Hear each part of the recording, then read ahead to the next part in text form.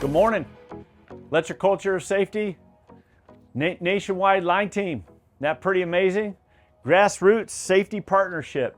And here we are in South Carolina in April. We had some rain. Our grass roots are going from brown and now they're going to green. So green means go, so we're gonna rock and roll with this. Miss Jenn Miller, she's here again. This is her second visit for Electric Culture of Safety. And last time she was here was a year and a half ago. I can't believe how fast things are going. And she spoke on number 030, and her topic was life on the wire, working around helicopters while performing line work. And if you don't have that recording, 030, I suggest you get it. It's amazing. There's some really good video on that. And if you go to bierermeters.com or electriccultureofsafety.com, go down and find that promo. If you need the full recording, just email safetytraining@bierermeters.com. I'll send you everybody's full recording, including Miss Jenn 030. And today's a beautiful day, and we have some birds out. It's a little warmer today. It's a beautiful spring day. And Miss Jenn, she's going to bring the 068, why do incidents happen? And when she gave me this topic, gosh, several months ago, yeah. I was real excited about it. And she actually sent me some of the slides and her PowerPoint, and the content is extremely good. So this is going to be a great one that you want to archive and have for your line crews forever, basically, throughout your whole career. So real quick, Electric Culture of Safety, North Dakota Association of Rural Electric Cooperatives, they just threw in their logo into the partnership, so it won't be long to where you'll see that logo change. They're going to be at the top and the middle. And OneSpan Powerline Services, who Jenn actually works with, you can see their logo at that near top left side. And DiVinci Sky Group, they're over there straight across on the right side. And they sponsor and they endorse Electric Culture of Safety. And I think that was close to a couple years ago when they gave their logo. So we appreciate everybody's support. After 3 years, 14,500 plus partners are in Electric Culture of Safety. So we're just sharing. Everybody's coming. They're giving back to our industry, like OneSpan Powerline Services, and we appreciate it. This has never happened before, and I don't think it can ever happen before, because people aren't making any money doing this. Companies are paying for their folks to come out, and Beer Meters, we pay for the recording, and Mr. Jeremy and Miss Bryce back there doing all the videography for you. You all get these and you pay nothing, huh?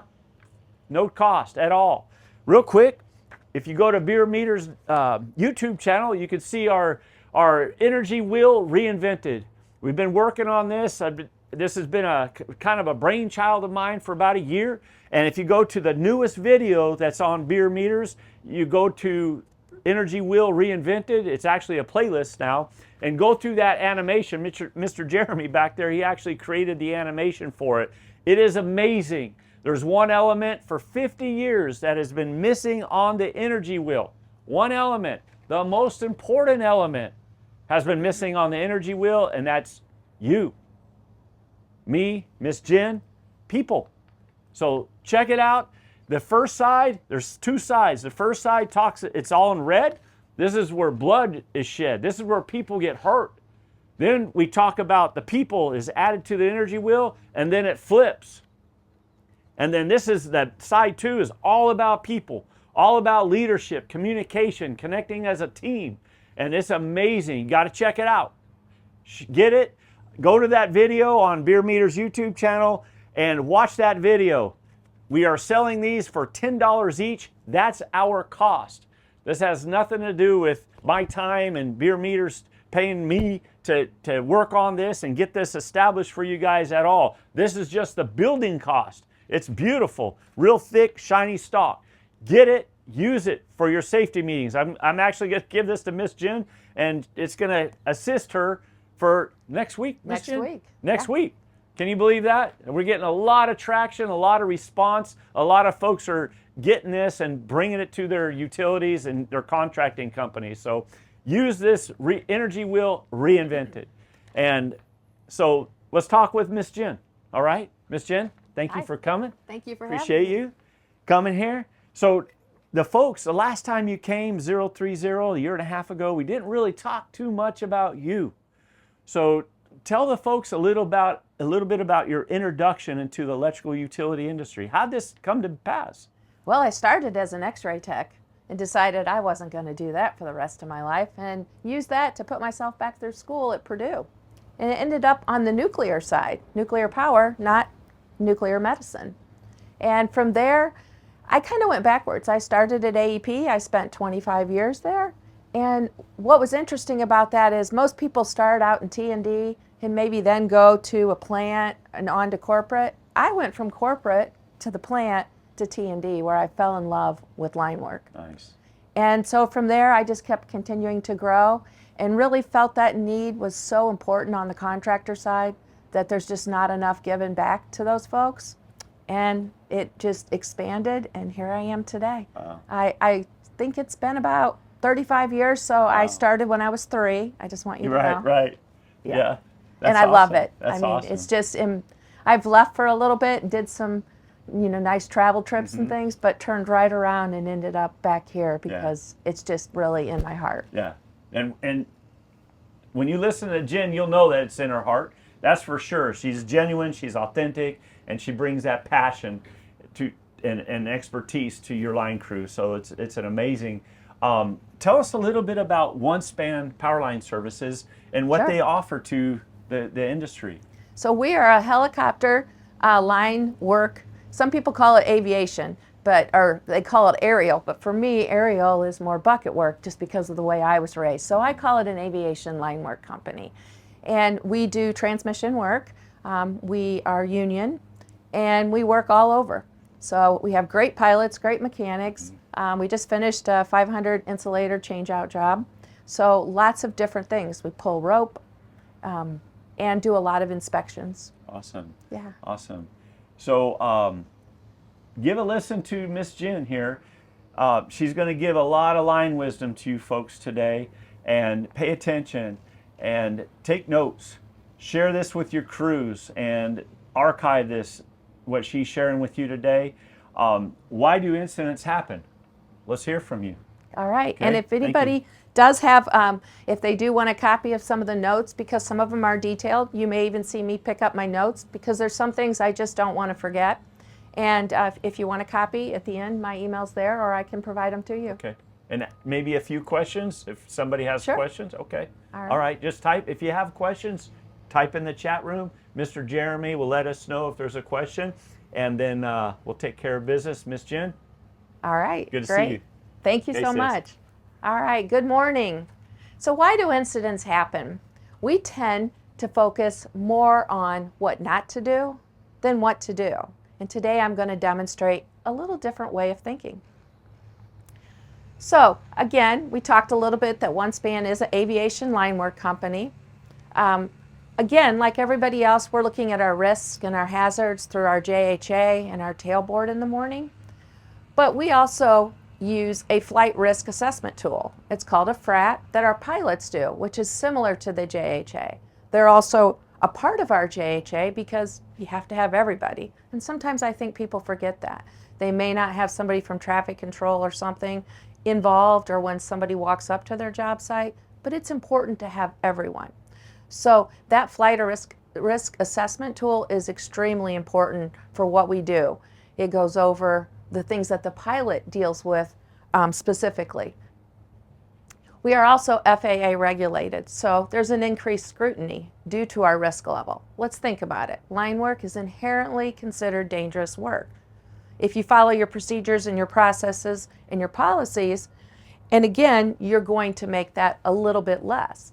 But add in the helicopter piece to it and flying, you have another machine, and you also have an increased level of scrutiny. So we have to be real careful around that. So incident causation, historically I will call it. these are the categories I came up with. And many times we like to look at these for reasons, or why did we get, what happened? Did we fail to follow procedures? Were there operational pressures? And we're going to look at each one of these. And then we're going to look at maybe a different way of looking at this. But I thought it was very important to go over what we look at historically. So under human factors, let's talk about fatigue. With fatigue, when you're looking at it, do you have a policy? Most of us do. But here's the bigger question. Do you follow it? Most of us will probably say, yeah. Do we always follow it? Do we always follow it during storm work? So what measures do we have in place to combat fatigue? And these are just questions for you to think about. Decision making, for us, it's called crew CRM or crew resource management. And it basically is saying everybody is part of that crew and everybody has a right to that decision making. As we say in flying, it takes two to go, but it only takes one to say no. So that's something. Your procedures. Well, I would say most of us have these procedures and we use them, but how detailed are they? Do you use them for everything, or is it just to get the checkbox? We need to be using those procedures day in and day out. We have safe work procedures, and it is the one thing that I can tell you that I feel confident about, that my guys are using these every day. And we have a process that if we need to change something, we can do it on the fly. How about your training? Do you onboard new employees? Do you have recurrent training? Do you go through things monthly if they're new? If you get a new meter, I know Brent's helped me. Do you get something new? Do you go over the training? Or do you just let them figure it out? Okay, so that's something to think about. And then a bigger one here is when you have a lineman and he becomes a foreman, do you promote additional training for him? These are all under human factors. That's where I call it. And then situational awareness. We all know this is a big thing that goes on. We may have downtime. We may be waiting for an outage. What do you do before you start back up? One thing I like is the 2-minute rule. Actually, everybody stops. We all look around. We spend 2 minutes individually, and then we come back collectively and regroup on what did we see that was different. Under mechanical failures, well, for us, aircraft also. But think about it. It's bucket trucks, it's diggers, it's any of these things. Were they improperly maintained or are there flaws? How about avionics for me? I have that inside the cockpit of the helicopter, but we also have electronic failures, right? The flight control stuff for me, navigation's very important. But what about your radios? How many times have we pulled wire and the radios quit working or weren't sufficient and we ended up on cell phones? We really have to look at those things because they're not reliable. And then structural issues. Okay, those also are under mechanical failures. You could have issues with your towers or your poles or the actual aircraft in my case. Under environmental factors, how about adverse weathers? Do you have plans in for storm? How about lightning? What is your policy on lightning? Do your guys actually cab up if it's at 10 miles for 30 minutes? Do they stay cabbed up or do they just get out of the air? They actually need to be inside. What about wind? That's a big one. Do we actually abide by the wind restrictions or limitations we have in our safety manual or procedures? For me, bird strike is a pretty interesting one as well. And then we have heat. How much do we look at from a heat perspective? It's hot out there. You put people in rubber gloves and sleeves and you put them in FR, you're raising that. So do you have break times and proper hydration and places for them to get out of it? And then we talk about cold. All of these require hydration, right? But we don't drink cold, in the cold. We don't drink our water. Speaking of that, I'm going to grab some.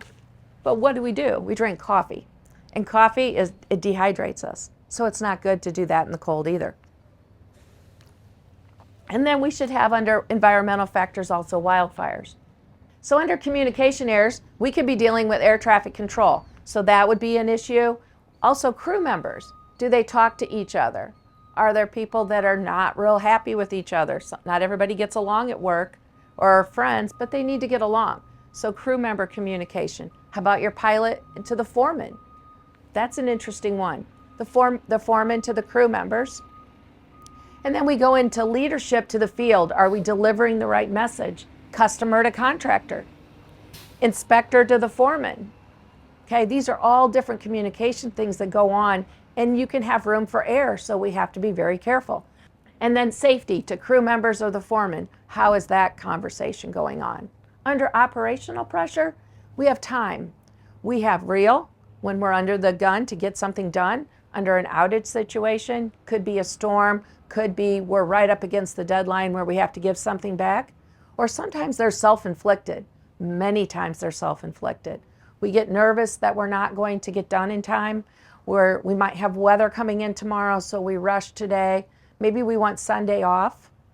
So those are the things that we have to look at. Also under operational pressure, overconfidence. Now what does that say? I will tell you, in this trade, we have a lot of overconfidence. Maybe you've never done that, but you saw a YouTube video, so you think you can, right? Maybe you saw your buddy doing it. You want to prove to somebody that you want to step up further and quicker. And we do see this. Maybe you have overconfidence even in your own self and other people. So really watch overconfidence. People pleasing. How many times somebody walks up, says, hey, Jen, we just need this one more thing done. Can you possibly do it? And you know what? Man, I know Brent really wants it done, or someone else, I'm going to do it. And how many times do our foremen go through that? If you think about it. The customer walks up, they know, they love this customer, they want to stay working, sure, we'll do it. It can get you in trouble real quick. It's outside the scope. Maybe we don't have the materials, may put us behind somewhere else. Regardless, this one is something to watch. Overestimating the abilities of the crew. So this one to me really hits home. How many times have you believed that your crew knows what they're going to go do as a foreman? And maybe they don't, and they're scared to ask. Maybe you have an apprentice and he has just shown all the potential in the world. And so you start letting him creep, doing a little additional work, maybe outside of his classification, because he's shown you everything. And then maybe the phone rings and you have to turn your back. Are you watching him? Is he really doing what he's supposed to? You're the qualified observer. That's a whole nother conversation. There's a lot that goes on here. Really watch this one. Over-verify that they understand what they're going to do. And then under external factors, we have maintenance oversight, both for equipment and aircraft. For us, location of landing zones. Where are they located? How easy are they to get to? Is it away from things where people could get hurt? Other drivers, for when we're out driving. Maybe it's not just us. It's what else are we dealing with? Distractions. Wow, they're everywhere. I can sit here and there's distractions all over. They may be great distractions, but they're still distractions, and they take your mind off of what you're doing, even for that split second, and you have to regroup.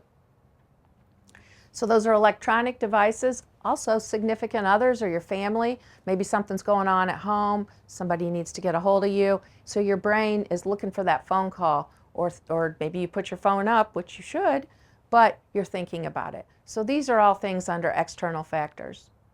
And then medical issues. Now, I did include drugs and alcohol under here because it kind of is one category.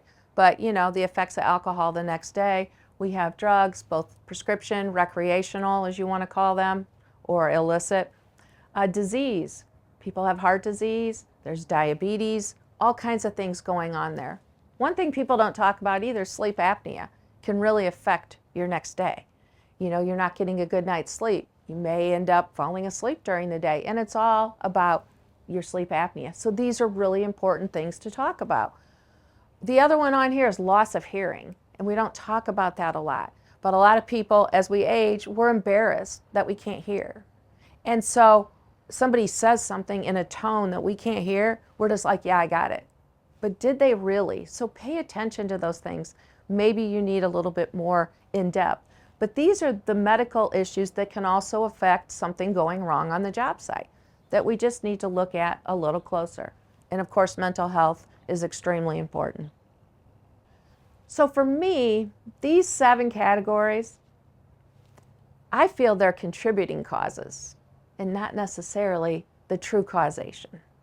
And that's what I'm going to show you going through a little bit deeper look into it. Okay? So, how can we look at things a little bit different and reduce incidents while increasing quality and efficiency? Isn't that what we want? All right. So the safety management system. So this was new to me. We had it on the ground contracting side. I saw it at the utilities, but it was really to me just more of my procedures, my manuals, my policies, all put together with my training. But an SMS, or a safety management system, under the FAA rules, is actually a living document. It's your overarching document for everything else that guides you. And it uses these 4 areas. Safety policies, just like we discussed. How about risk management? So there's going to be your JHA, your FRAT, as I talked about, your flight risk assessment tool. It's going to be your tailboard and your job briefing meeting. So that's where that goes. You're looking at all the risks and you are evaluating those so that you can mitigate them down to an acceptable level. But when you go on up a little bit more, safety assurance, those are under metrics, okay? You're going to look at your inspections. How about your observations? Are only your safety people doing observations, or is everyone? That's one to think about. And then audits. And then you get into training and communication underneath safety promotion. How else can we promote it? Are there things we can do? How do we get people to turn in good catches? Many times we may use, a cup or a cap or something else we can give them. But overall, this is a really key part in promoting your safety. And the FAA looks at that very closely. So in my opinion, and some that I will show a little bit deeper, is there's 2 main causes of an incident. Number 1, the SMS fails to address your hazard. It may address something similar, but not that hazard. And as we go through a few accidents today, that's what we'll show. Or the SMS was failed to be implemented, and that's usually by the employee or the crew, okay? Or it can even be a higher level. So that's where I'm going to try to take us today. So underneath this, you look at it, the laws of combat, the simple, okay? So Jocko Willenick, he has his 4 laws of combat. One of those is the simple. And simplicity begins, well, with the clarity concept of the second habit, begin with the end in mind, okay? So if you can have less cognitive load, you can have better decision making. That's what this boils down to. And we have less brain fog. And our employees can go on to do the right thing. Simple. So here, where we go into this is a white paper by Eric Hagenagel, a Danish professor. And he was a quality guy. So as safety people, well, we kind of like our safety, but this is quality, but it really approaches safety. And it's called A Tale of Two Safeties. And he challenges the traditional approach to safety, which the traditional approach focuses on things that can go wrong, not things that go right. And if you look at this, we have failure, this really little bitty piece over here. But yet, what do? We like to focus on what not to do, instead of going after all of the success and what do we do here? And that's really, really key in safety, and I'll show you that coming up. So he talks about safety 1 and safety 2. Safety 1, we focus on accidents and incidents, okay? And then safety 2, we focus on everyday actions and outcomes and the risk. And you need both of these together to be successful, in my opinion. So this goes a little bit into it. Safety 1, it's a state where you want as few things to go wrong as possible. And that's your focus. You're not really focused over here on what you're doing right. You're going, don't do this, don't do that. It's reactive, and we only respond when something does go wrong. And human factors can be seen as a liability. Whereas safety, too, is the system's ability to succeed under varying conditions, okay? And so the number of intended and acceptable outcomes is as high as possible. And that's what you're looking at. So it's proactive. We continuously anticipate by looking at our successes, and we adapt to the challenges. And we need our human resources. They're necessary for system flexibility, all right, and resilience. So this is a comparison between the two. And again, like I said, you need both. It's really important. You can't do safety 2 without ever looking at safety 1. So underneath safety 1, the goal is to avoid failures, whereas under 2 is to ensure success. Under safety 1, the approach, reactive and corrective, whereas under 2, it's proactive and adaptive. Under your measurements, you're counting errors and accidents. We all know that. We have to keep track of those. But really the measurement is understanding everyday work. Again, going after successes. Focus is what goes wrong versus what goes right. And then learning. We learn from failure. And I even talk about that. Lessons learned are a great thing. But we should also learn from our successes. Because the more successes you have, obviously it's one less adverse event, and you're going to have less failure. All right, so the first time I saw this slide, this picture, I thought there was a typo, that it should say work, but it's not. So work as imagined versus work as performed. I've called this also work as trained versus work as done in the field, okay? And when you look at it, so this walkway was put in. Somebody created this design based on whatever, and this is the way we were supposed to walk around the trees. And as we can see, this is where everybody goes. Now, what do we call that in safety? A shortcut, a path, quicker, lots of different things. Now, what we need to do is identify the gaps between these, okay? That's what we're looking for. Now, is this really the better way? It might be. And that's what we need to look at in the field. The crews sometimes do have a better way. And that's what I tell folks. If there's a better way and it meets all the standards that we need to meet, the customer clients, our own policies, or if we need to change a policy, but this makes more sense, then let's look at it. But sometimes there's hidden things there that we can't see, or maybe the crew can't see, and that somebody from safety or leadership or even the client will bring this up to tell you why it shouldn't be done this way. And we have to respect that.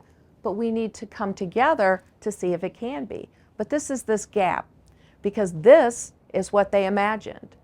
And this is the walk is being done by the shortcuts we see. So think about that. Another example of work as imagined, work as performed. We are taught to climb a pole in this kind of situation. And then we get out to the job site and this is what it looks like, right? We've all seen that. So what can we do to try to set them up for success? Again, need to look at things a little bit closer. So this is an example from my friend that helped me with some of this. And this is installing inline isolators. If you look at this safety 1 example, and we talked about it, safety 1 is don't do this, don't do this. This is how the procedure starts. Now, you do need some don'ts or do nots, but the first 4 things are telling them exactly what not to do instead of telling them what to do. So, again, that approach, don't do this, don't do that, don't do this. And I think sometimes on the job site, that's what we focus on. And so we think by telling people all these don't do this and don't do that, that they actually figure out what they're supposed to do. And I'm not sure they do. And I'm not sure when we get done with the don'ts that we're not worn out and that we haven't even told them really what to do. That's what comes up for me.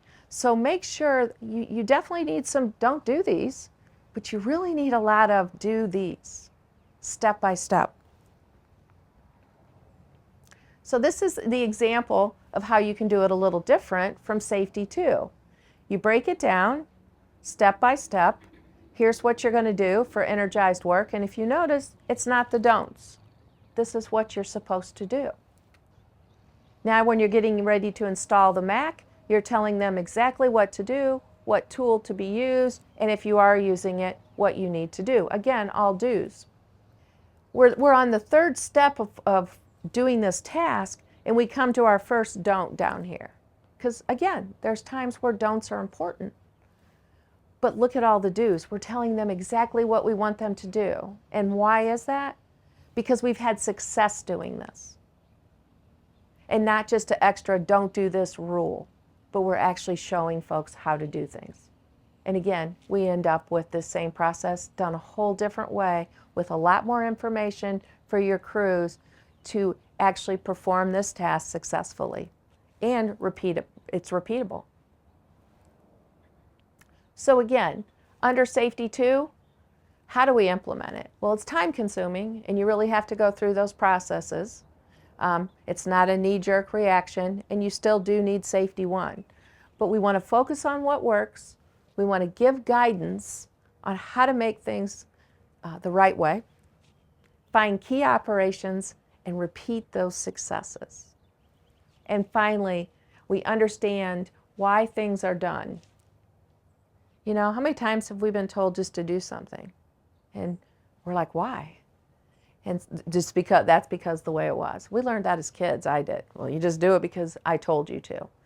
And I really think it's important that we explain the why. When people understand the why, they actually can add value to the conversation. They may have a better way, but they for sure are going to be much more part of that team and find those successes with you. So to implement it, you can observe, you can assess, and you can cross-train. We work together, we find those best practices. Each success is one less adverse event that occurs. That's what we're all after. Less or no adverse events.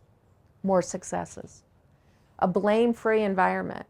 This is a big one, and my leadership's really good about this. We ended up with a DOT citation. Somebody got pulled over, and we even used the example, well, he didn't do this and he didn't do that. And she said, no, you guys as a leadership team didn't go out and you didn't do this and you didn't follow up. And now once something's gone wrong, it's when we blame the employee. You're not doing that. What can you all do to go back and make these corrections?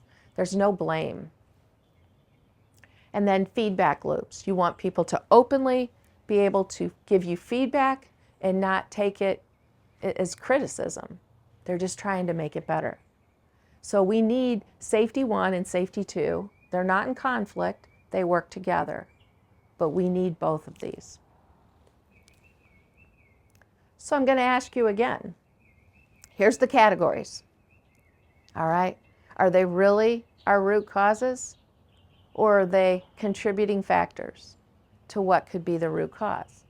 And that's what I'm going to go over. Now, I've chosen to use some FAA incidents. You may ask why. You know, well, maybe I'm in the FAA arena, but maybe everybody else isn't.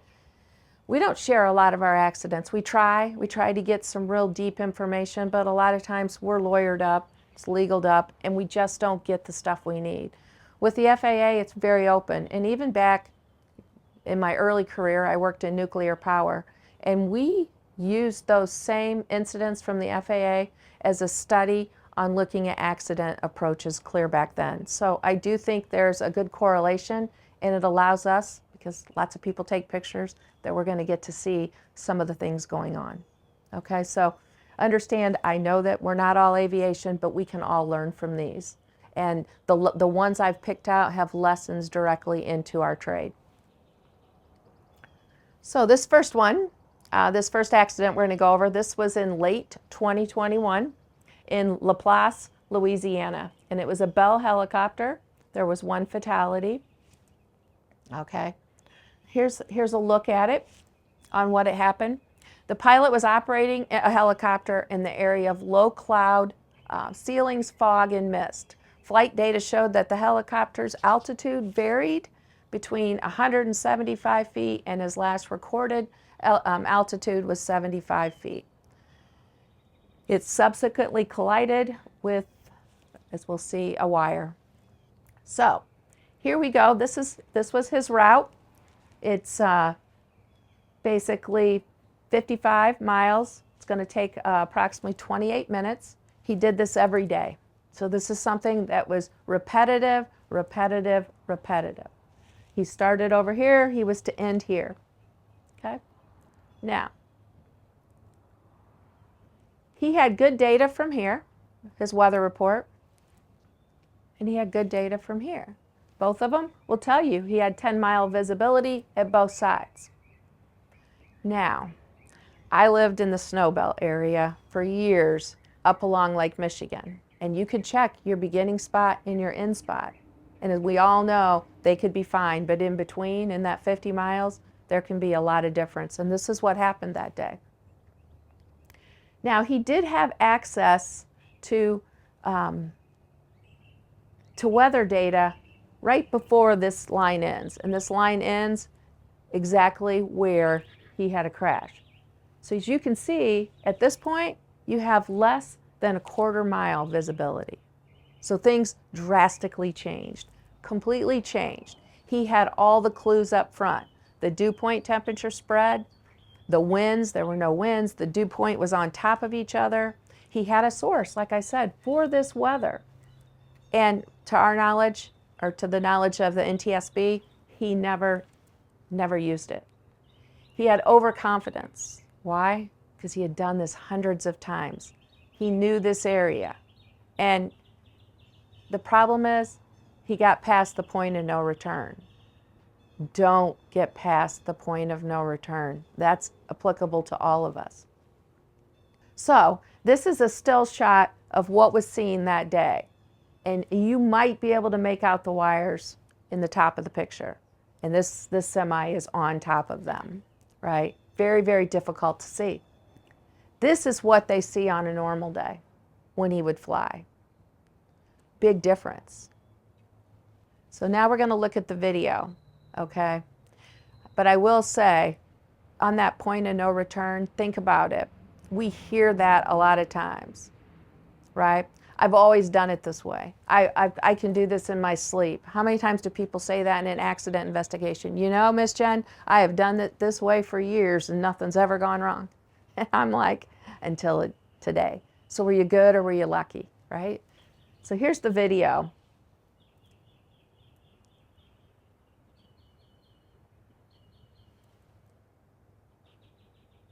Very powerful. You don't get a second chance with these. We don't get a second chance in a lot of what we do. We really have to be okay with saying, I'm too close to this. I need to step back. I need to go back and not make this flight. But so many times we get in our own way. So again, what were our contributing factors? Human error. He failed to check the weather the entire route.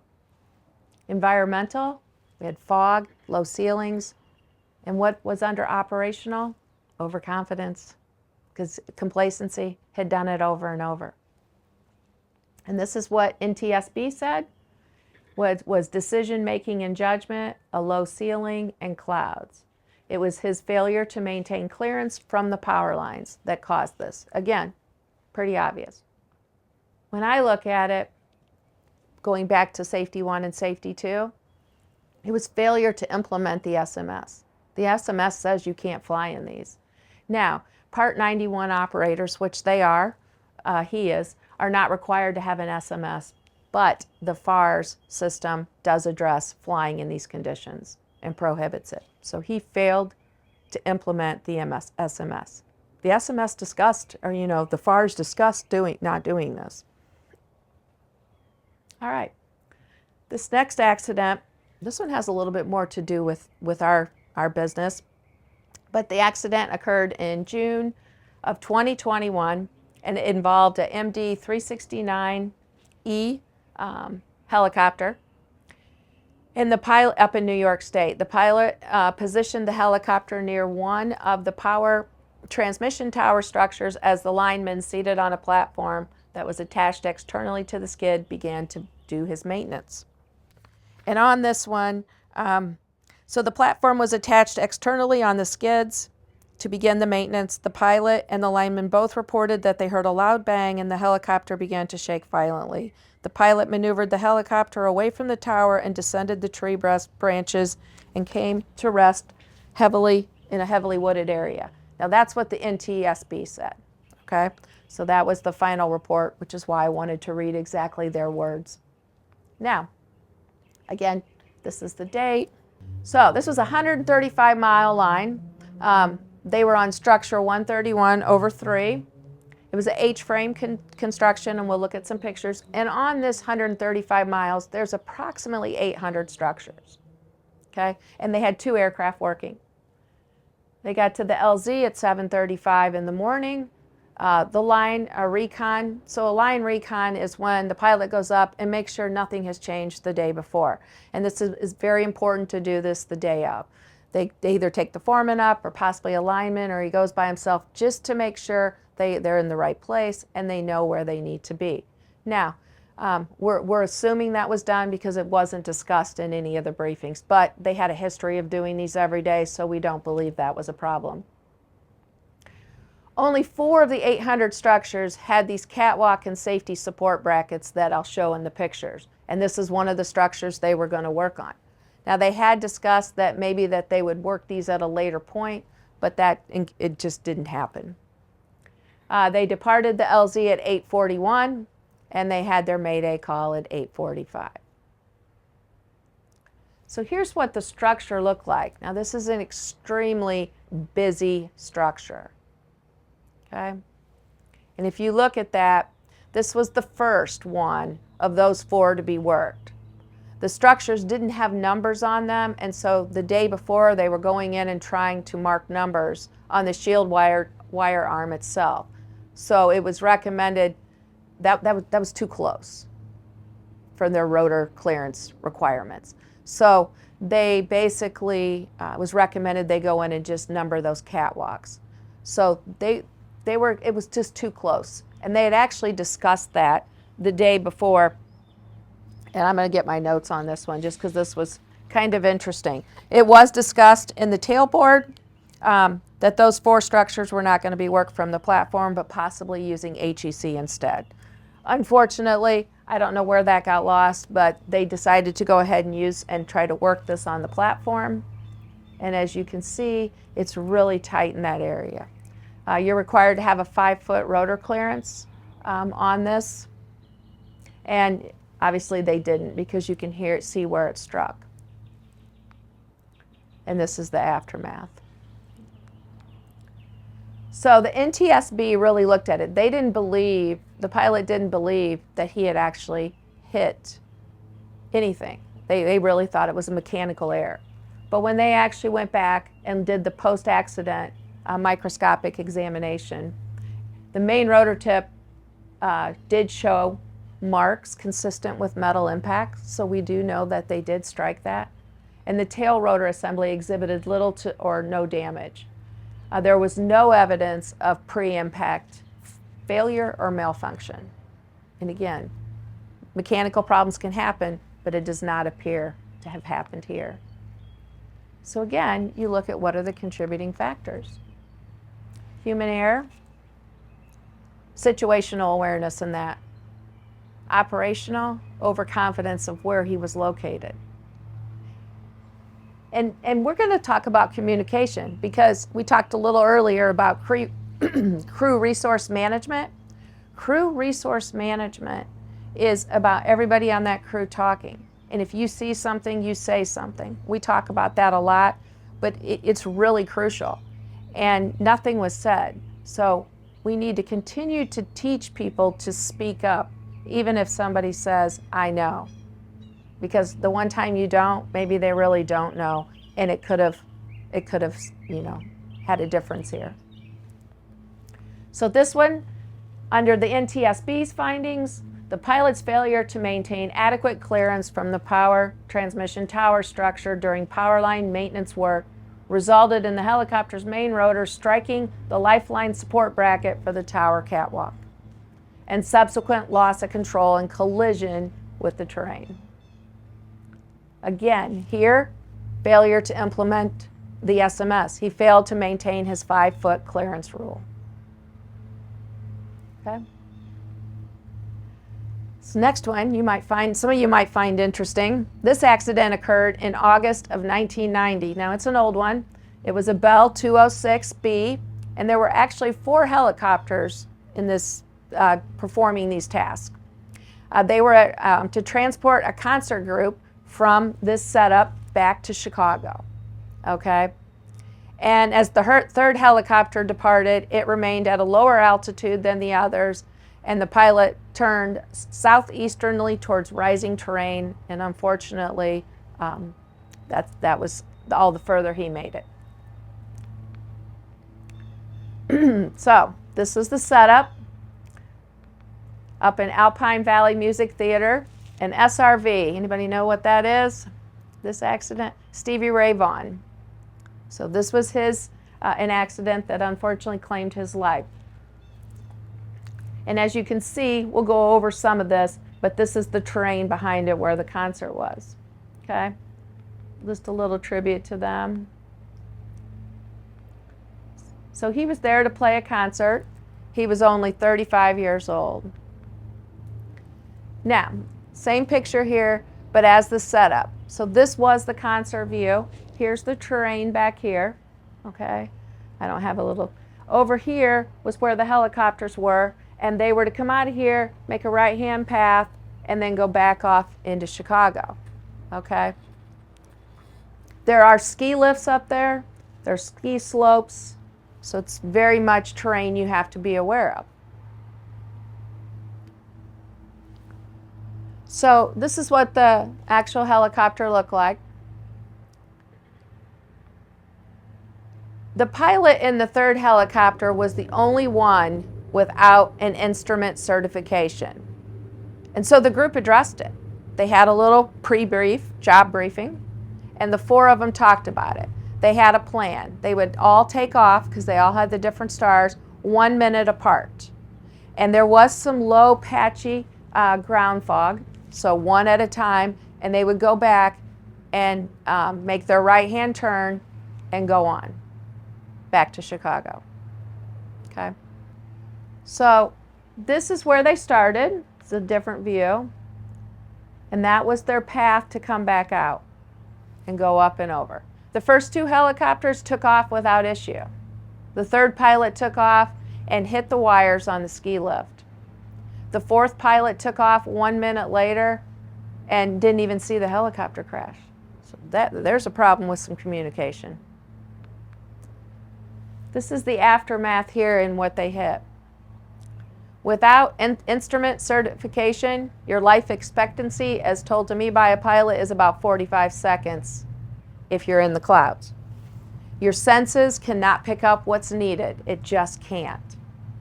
So, interesting enough, what happened with communication, everybody took their folks back, right? And no one realized this third helicopter was missing for a while. They didn't find it till the morning. That's a big difference. We travel together. We should all be part of together. We should all be communicating up good, and maybe it could have made a difference. Who knows? So again, you look at these, the contributing factors, and I looked at it that the human error were training and situational awareness. Okay, the environment was fog, operational pressures, self-imposed. Here's what I think. That pilot should have never taken that assignment without instrument certification, okay? His leadership shouldn't have allowed him to take that. But he was starstruck. Who would want to transport Stevie Ray Vaughan? And so they went ahead and did it. and shouldn't have. And that goes back to our training and classifications and all kinds of things, right? The fact that they did not find them till 7 a.m. the next morning, it tells us a lot. So really, be careful with what you do. He should have never taken this flight. So the NTSB comes back with improper planning, decision making by the pilot, and his failure to attain adequate altitude before flying over rising terrain at night. Factors related were darkness, fog, haze, etc. But it's the lack of visual clues that were available. And without an instrument certification, he could only see what he couldn't see, nothing. Again, failed to implement the SMS here. It was there, these rules are here, they're put in place for a reason, but we failed to follow them. So we do know, and this is just a little bit, if anybody else is in the aviation, pilots that have a wire strike, 40% know that the tower or the line, the wire was there. And the most common are on power line patrol flights, because there's just so many. And you're getting guy wires account for 21% of wire strikes. But here's the key for us here. Experience is not an indicator of success. Training is. Train, train, train. Have your certifications. Know what you're doing. It's not just experience. So many times we've gotten lucky. We're not good. So follow the training. If the training doesn't work or you have a better way, change the training and get everybody involved to come back with a better piece. Okay, so this one actually was in Houston, and I was home. I saw the news break through on this one last fall, and it was a night seeing operation. There was a pilot and 3 passengers, and it happened at night. You know, like I said, they were going out to look. So kind of interesting on this one. It was very clear that night. So she was using VFR, which is visual flight rules. Again, no instruments. You're using your visual, and that's okay. That's done. Clear. You had 10-mile of viz. You had great winds, and this is the path that she was taking. So she started out down here, and she was trying to come up this way around the city and avoid Houston Hobby Airport there. So this is a path. They do it frequently. Okay, she was talking to ATC, so the air traffic control, when the accident actually occurred. So they have to call in because there's an established route, and they have to get in the traffic pattern. I didn't ever realize there was such a sightseeing thing in Houston, but there is. So they actually get in a specific route, okay? And ATC had given her clear instructions. Now, here's what happened. Is that what's a requirement of ATC, and we may see some changes out of this, I'm not real sure, but you have to read back, which is great, right? We want 3-way communication. It ties right into us. However, she was in the process of reading back when the transmission went dead. The initial report, eyewitness statements. Let's talk a little bit about eyewitness statements. Eyewitness statements are notoriously inaccurate. They can't believe what they're seeing, so they use it based on experience and other things to formulate something to say, well, there's no reason somebody just ran into this tower if the lights were working. So they reported that the tower lights were out, and they weren't. It shows you very well. Here's the helicopter, here's the tower. The lights were on. And she struck that tower approximately 100 feet from the top. And it was, I think, 900 feet, something like that, or 1,000 feet. So she was at 900 feet. Okay, so that shows you what you need for there. And then when she struck the tower, that R-44 lodged in there for a few moments, and then as it burnt, the whole thing fell down. Okay? And that's the aftermath. And I can't believe nobody on the ground was injured, so that was good. And this is what the next morning, and then a little bit. Now, the final report hasn't come out yet, but I'll talk a little bit about what I think. I think you had human error, And this is under training and situational awareness. Interesting enough, I learned through this that most pilots, when they have to do callbacks, they take notes. They have a little knee board that they put there. And she was reading it back when she hit the tower. So obviously she was too close from a situational awareness perspective. Maybe your rules need to say, and I don't know that they don't, but I'm doing some assuming here, your rules need to say before you can look down and look at this knee board that maybe you need to be a certain distance away. That's just some of the things. And then obviously communication errors, because this ties into communication. What can we do to change it to not have another accident like this? So in my case here, it's tricky, but I really believe the SMS failed to identify this hazard. Okay, a little bit different.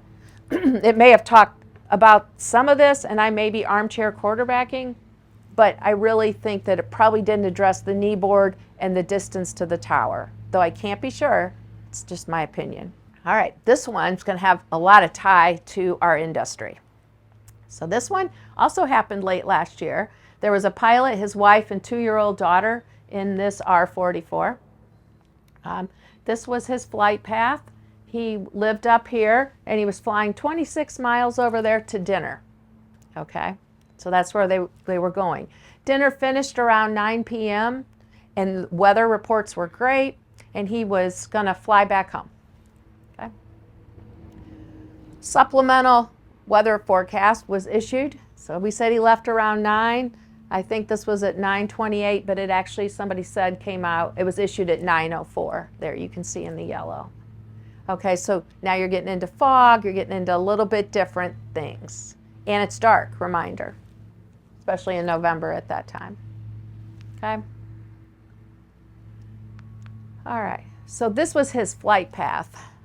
Loss of control. He couldn't tell where he was. The conditions were foggy. They weren't right.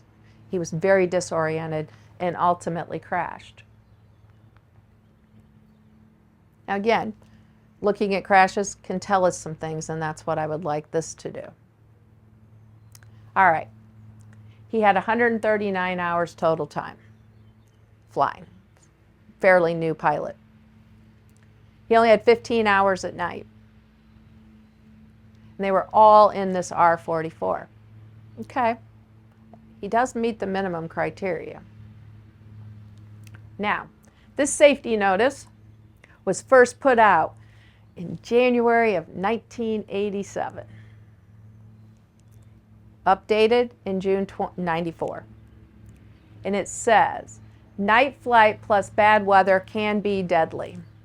Many fatal accidents have occurred at night when the pilot attempted to fly in marginal weather after dark.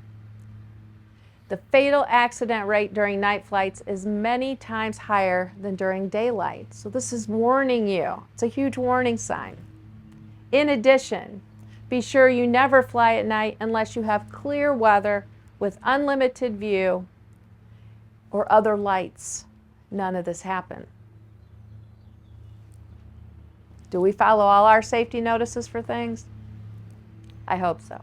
It also then, another issue on this same aircraft in February of 2017 about carrying passengers. Okay? And basically it goes into risk include pilot experience level. I just said he only had 139 hours, but only 15 at night, and night flight. Okay? This is the second page of that goes on to talk about newly rated pilots. Okay?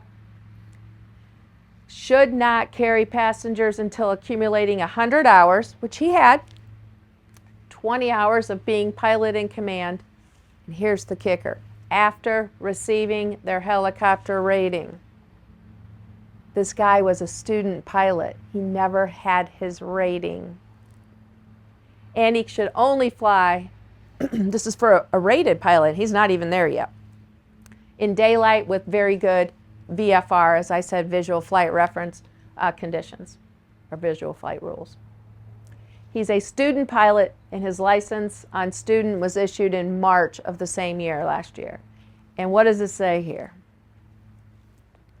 Carrying passengers is prohibited. Now, this is where we get into normalization of deviance.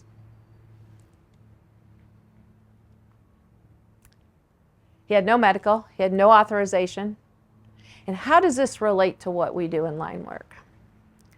Again, it goes back to an apprentice. When you look at your apprentice and he is just knocking it out of the park and you're giving him more and more things, but it's technically outside of his step classification, or it's outside, maybe there's a trans tech or maybe other different things. Make sure that they're working within the scope of what they're to do, okay? And there is a way to go outside of that with training, but never leave them unsupervised or turn your back. And if they get too far from this, we start to normalize, that's okay. Bobby over here knows exactly what to do. I've seen him do it. So you turn your back, but he's not authorized. And that's what's happening here, and I will show you. On his social media that they pulled, comments thanking him for the wonderful helicopter ride. He was a car dealer, he even delivered his car titles by helicopter to his people. And all kinds of posts. So what's on your Facebook account? I mean, that's a whole nother topic, maybe a good discussion at some other point. But what is on your social media accounts that you're not supposed to be doing, or that your employees aren't supposed to be doing? Again, this got to be, everybody thought he was just a pilot, but he wasn't. And no one questioned him. So don't be afraid to question people. So these are my final comments on why do accidents happen. Number one, normalization of deviance. We start to encroach. We cut through that path, here's our path, maybe we only cut this far. And then we get a little further. Now, this is what we're doing, and we believe that that's where we've been all the time, whereas our procedures and our policies are over here. And our leadership and everything else thinks we're doing it this way.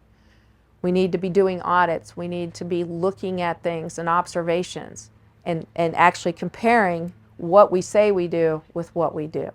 Work is imagined, work is performed. Use safety too into your plan of action. Focus on what to do, not always don't do, don't do, don't do. You still have to have some don't do's, unfortunately. Tell people what to do. Again, work is imagined or trained.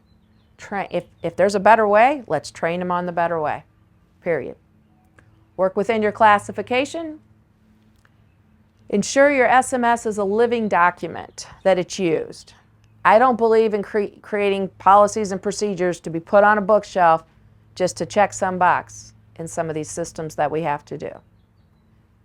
Get involvement from your crews and your folks so that you have a living document that is used. That's the purpose. Always do a thorough job briefing, pre-job briefing, right? Always. And regroup if things change, or if somebody has questions, or that look, that deer in the headlight look, I don't know what you're talking about. If you ask them, they're going to say they do. So just assume they already don't. You pick up on those cues. If you have to conduct a root cause analysis, maybe it's an incident, maybe it's a near miss, whatever, hopefully not an accident, but don't just think you know the cause. Really go into it deep and keep asking those why questions. It's easy to blame the person. And they probably did contribute to it, no doubt. But how many times have you walked by them not wearing their safety glasses or not having their seatbelt on and didn't say anything? But now that they've had an incident or an accident, it's an issue. And then the big thing too is communicate lessons learned both internally and externally. It's great to learn from others so we don't have to repeat. And hopefully we can get to a point where we can share things openly and honestly, because I think we really can learn from each other. And with that, I hope you found this interesting. I appreciate your time, and thank you.